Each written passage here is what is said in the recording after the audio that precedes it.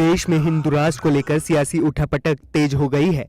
मुंबई में आजाद मैदान में जमीयत उलेमा हिंद के अधिवेशन में मौलाना हसन मदनी ने कहा कि लोग भारत को एक हिंदू राष्ट्र बनाने की कोशिश कर रहे हैं।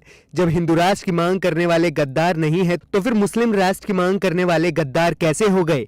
इसी सुर से सुर मिलाते हुए मौलाना अशरद मदनी ने कहा कि अगर कांग्रेस ने 70 साल पहले बजरंग दल को बैन किया होता तो सत्ता इनके हाथ से न जाती। बजरंग दल के ऊपर हम कदकन लगाएंगे। अगर ये तारीख गवाह है इस बात की कि अगर ये स्टैंड इन्होंने आज से 70 साल पहले हिंदुस्तान के अंदर ले लिया होता, इख्तिदार उनके हाथ से न जाता, मुल्क बर्बाद न होता, तबाही न आती, फक्र तंगदस्ती का बोलबाला न होता। वहीं केंद्रीय मंत्री गिरिराज सिंह ने पलटवार किया। साहब 70 साल पहले अगर हमारे पूर्वजों से भूल नहीं होती कि देश के बंटवारे में अगर पूरे मुस्लिम कम्युनिटी अगर चला गया होता पाकिस्तान, तो आज भारत में न कोई जाकिर मियां पैदा लेता, न ओवैसी पैदा लेता, न मदनी पैदा लेता, न भारत को गजवाए हिंद की बात करता। इसी कड़ी में मध्य प्रदेश के गृह मंत्री नरोत्तम मिश्रा ने तंज कसा। जितने भी इस तरह के मौलाना हैं जो कांग्रेस के सलाहकार हैं, वो तो स्पष्ट हो ही गया है, और कांग्रेस किन की सलाह पे चल रही है ये भी आप देख लीजिए। आगे विश्व हिंदू परिषद ने मदनी पर जोरदार हमला बोला। पूरे विश्व में जिहाद के नाम पर सभ्य समाज को जो आतंक पैदा कर रहे हैं, जो लूटमार और हिंसा हो रही है, क्या ये विश्व शांति के लिए उचित है? क्या इस प्रकार की जिहाद की अवधारणा को प्रतिबंध नहीं लगाना चाहिए? क्या पूरे देश की सिविल सोसाइटी को, सभ्य समाज को जिहाद, लव जिहाद, इसके खिलाफ सामने आकर खड़ा नहीं होना चाहिए? बता दें, बजरंग दल को लेकर हाल ही में कर्नाटक चुनाव के दौरान कांग्रेस ने अपने घोषणा पत्र में कहा था कि अगर वो सत्ता में आए तो बजरंग दल को बैन कर देंगे, जिसके बाद मदनी का ये बयान सामने आया है।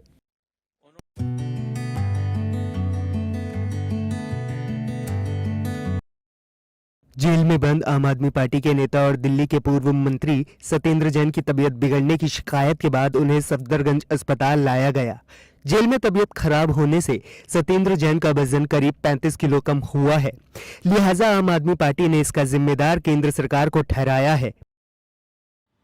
काफ़ी दिनों से उनकी तबीयत खराब चल रही थी और डॉक्टर्स ने कई बार इसके लिए बोला था, कोर्ट के सामने भी रखा गया था, अभी उसके बाद उनको एडमिट किया गया है।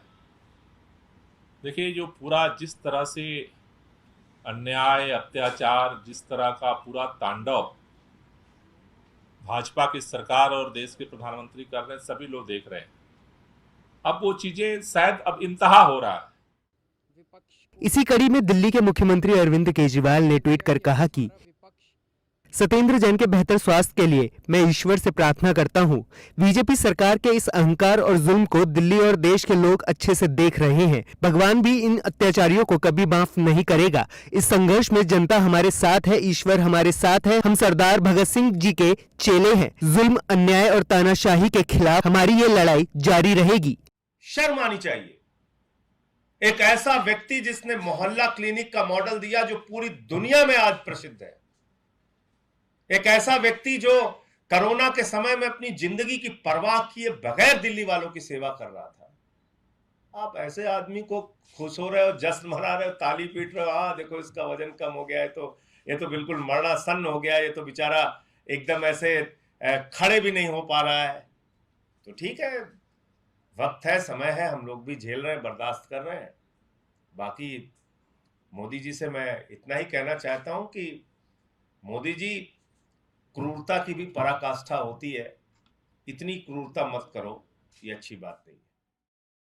तो वहीं बीजेपी ने पलटवार किया और कहा कि अरविंद केजरीवाल, लोगों को ये भी बताओ, जैन हवाला कांड में जेल में बंद है, भ्रष्टाचार किया है, तभी तो 1 साल से कोर्ट से बेल नहीं मिल रही है। अपने आप शहीद दिखाना और खुद को भगत सिंह से तुलना करना यह दिखाता है कि आपको न्यायालय में विश्वास नहीं है।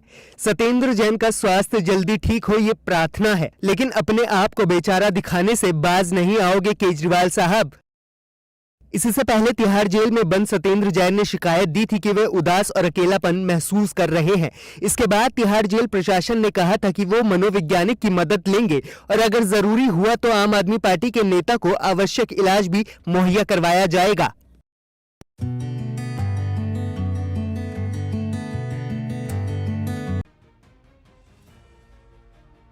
कर्नाटक में कांग्रेस की भारी बहुमत से जीत और सरकार बनाने के बाद तेलंगाना कांग्रेस अध्यक्ष के हौसले बुलंद हो गए हैं।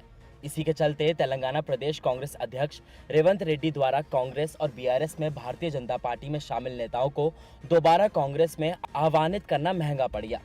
बीआरएस से कांग्रेस और कांग्रेस से भारतीय जनता पार्टी यानी कि बीजेपी में शामिल होने वाले पूर्व सांसद कोंडा विश्वेश्वर रेड्डी ने रेवंत रेड्डी को भारतीय जनता पार्टी में शामिल होने का न्योता देते हुए कहा कि अगर वो भारतीय राष्ट्र समिति के खिलाफ लड़ना चाहते हैं तो बीजेपी में शामिल हो, क्योंकि बीजेपी के नेता बिकाऊ नहीं हैं, जबकि कांग्रेस के कई नेता भी बिकाऊ हैं, जिन्होंने कांग्रेस से चुनाव जीतने के बाद बीआरएस में दल बदली की है। అదే నాయకుడు భారత్ జోడో అని తిరుగుతుంటాడు కానీ మోస్ట్ కన్ఫ్యూజ్ పార్టీ అంటది. దాని దేని మీద పాలసీ లేదు, ఓ క్లారిటీ లేదు. రేవంత్ రెడ్డి గారు ఒక్కటి కరెక్ట్ చెప్పిండ్రు.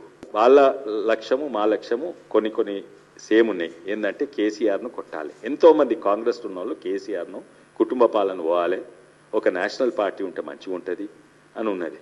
అందుకే తను ఇక్కడ వస్తే చాలా మంచిగా ఉంటది. ఎందుకంటే మా దగ్గర అమ్ముడు ఓనోళ్ళు కార్యకర్తలు లీడర్లు ఎక్కువ ఉన్నారు. అందుకే ప్రజల నమ్మకం మాది ఉంది. కాంగ్రెస్ వాళ్ళు కూడా కొంత మంచి నాయకులు మా దగ్గరికి వస్తే వాళ్ళందరూ కూడా వెల్కమ్ చేస్తున్నారు. तो उधर कांग्रेस ने भी बीआरएस और बीजेपी में शामिल हुए लोगों को कांग्रेस से फिर से जुड़ने का न्योता दिया है। कांग्रेस प्रदेश अध्यक्ष रेवंत रेड्डी ने कहा कि जितने भी नेता भारतीय राष्ट्रीय समिति या कांग्रेस से भारतीय जनता पार्टी में शामिल हुए हैं, उनका बीजेपी के सिद्धांतों से कोई लेना देना नहीं है। वो मजबूरी के कारण केसीआर से बदले की आग में कांग्रेस में शामिल हुए, लेकिन वहां जाकर उन्हें भारतीय जनता पार्टी की असलियत का पता चला कि भारतीय जनता पार्टी उन पर विश्वास नहीं रखती है।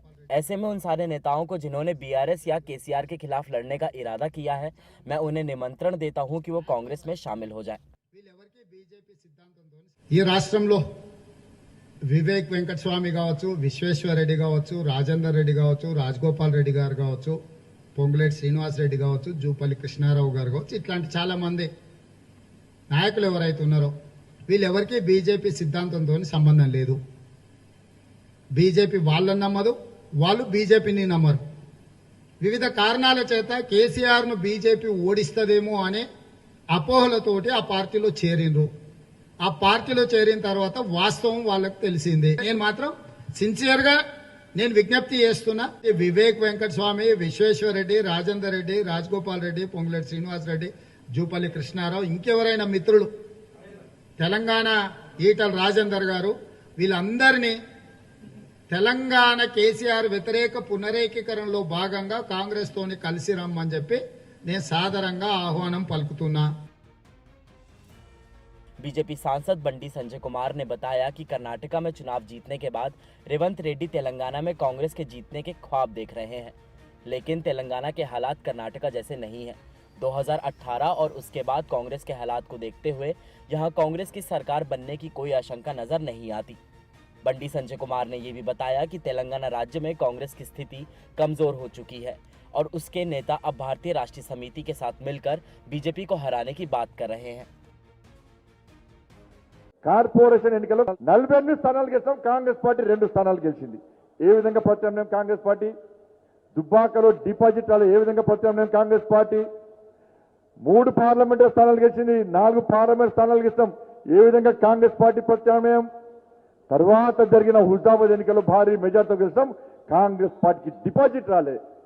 ఏ విధంగా కాంగ్రెస్ పార్టీ ప్రత్యామ్నాయం అవుతుంది? మునుగోడు ఎన్నికల్లో కాంగ్రెస్ పార్టీకి డిపాజిట్ రాలే. ఏ విధంగా కాంగ్రెస్ పార్టీ ప్రత్యామ్నాయం? భారతీయ జనతా పార్టీ ఓటింగ్ శాతం పెరిగింది.